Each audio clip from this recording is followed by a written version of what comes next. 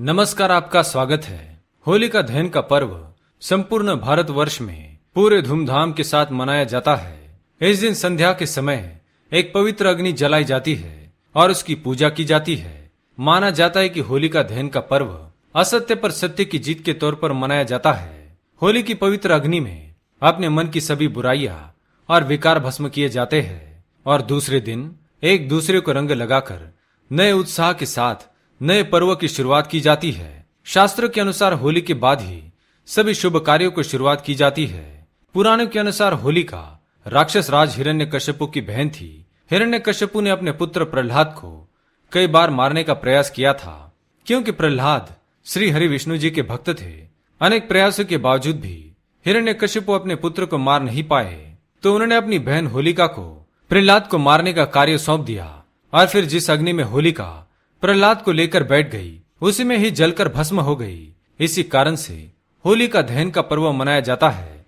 हमारे शास्त्रों में होलिका दहन के दिन कुछ कार्यों को करने से वर्जित माना गया है।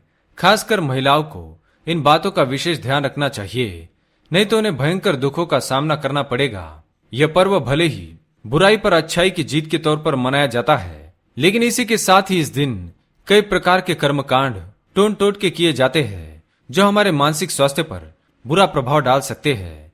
कई लोग इस बात पर विश्वास नहीं करते हैं, लेकिन ये जिन लोगों के साथ घटित हुआ है उन्हें ही इस बात का अनुभव होता है। आइए जान लेते हैं होलिका दहन की रात हमें कौन से कार्य नहीं करने चाहिए। पर उससे पहले अगर आपने चैनल को सब्सक्राइब नहीं किया है तो इसे सब्सक्राइब कर लीजिए, साथ ही वीडियो को एक लाइक जरूर करें। पहली बात, गर्भवती महिलाएं। होलिका दहन की रात में नकारात्मक शक्तियां अधिक सक्रिय हो जाती है, इसलिए गर्भवती महिलाओं को होलिका दहन की रात में घर से बाहर निकलने की मनाही की जाती है और तो और उन्हें होली के अग्नि के समीप तो भूल से भी जाना नहीं चाहिए। इसका बुरा प्रभाव उनके बच्चों पर पड़ता है, क्योंकि कई लोग होली के अग्नि में नकारात्मक शक्तियों वाली चीजें जलाते हैं, जिनसे निकलने वाली नकारात्मक शक्तियां आप पर बुरा असर डाल सकती है। दूसरी बात, सुनसान जगहों पर न जाए। चाहे स्त्री हो या पुरुष, होलिका दहन की रात्रि में सुनसान जगहों पर नहीं जाना चाहिए। ऐसे स्थानों पर टोन टोटके किए जाते हैं जिन पर गलती से पैर पड़ जाए तो ये नकारात्मक शक्तियां आप पर हावी हो सकती है और आपके मानसिक स्वास्थ्य को खराब कर सकती है। तीसरी बात, शारीरिक संबंध। शास्त्रों में शारीरिक संबंध बनाने के लिए यह दिन बिल्कुल भी सही माना नहीं गया है। इस दिन शारीरिक संबंध बनाने से पति पत्नी के रिश्ते में दरार पड़ सकती है।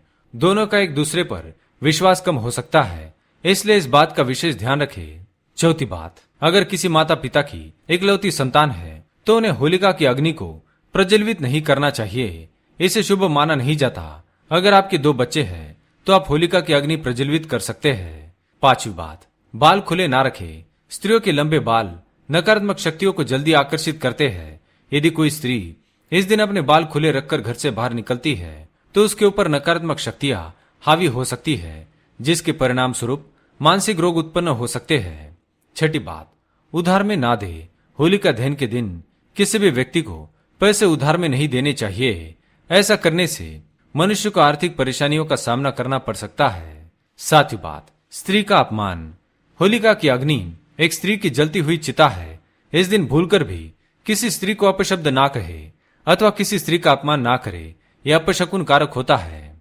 तो दोस्तों, ये थे वह 7 काम जो होलिका दहन के दिन किसी भी मनुष्य को नहीं करने चाहिए। अगर जानकारी अच्छी लगी तो वीडियो को लाइक करें, कमेंट में ओम नरसिम्हाय नमः अवश्य लिखें, साथ ही चैनल को सब्सक्राइब करें। धन्यवाद।